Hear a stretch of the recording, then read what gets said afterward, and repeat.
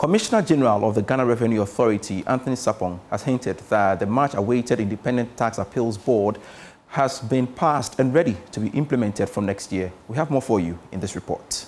The KPMG UNDP Post-Budget Forum seeks to give a platform for stakeholders to digest some key policies in the 2026 budget, as well as suggesting some initiatives to government towards its implementation. According to the Acting Commissioner General, the aim of the government is to have an efficient tax system instead of introducing new taxes. He believes that the implementation of the Tax Appeals Board will enhance the transparency in the tax payment.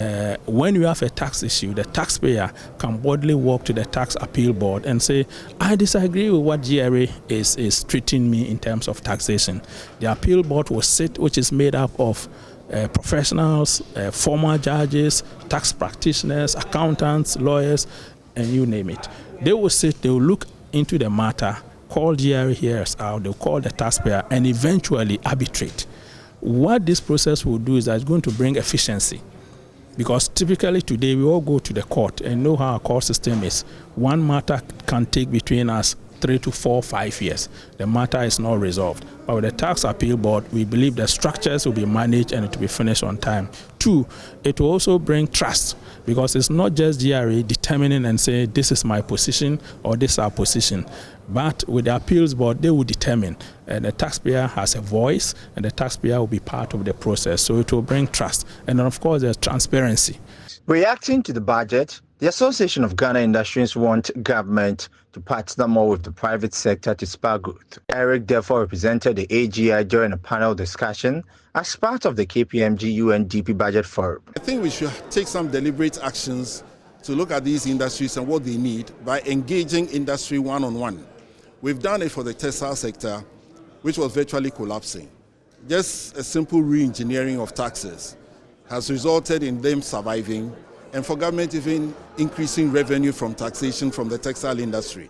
And that is why they are extending the proposal that they approved, to get them the concessions. So it is possible to meet industry, look at specific areas of interest for government in this policy formulation, and then we can create some private partnership with the private sector to take up the commercial aspects of some of its infrastructure, and both in agric, roads, and all the areas where it is spending money. Country Managing Partner Andy Akoto describes the budget as a good document for transformation. I believe what we really need to watch out for is the discipline of implementation. One will realize that based on our pre-budget survey, the expectations of a number of our respondents were taken care of. The budget built on a program of fiscal consolidation, which has brought a fair sense of macroeconomic stability. However, it's about time to also stimulate growth, as we all heard. KPMG continues to work with the government in areas where we can remain relevant. The United Nations Development Programme wants government to pay more attention to micro, small, and medium enterprises in the next economic year.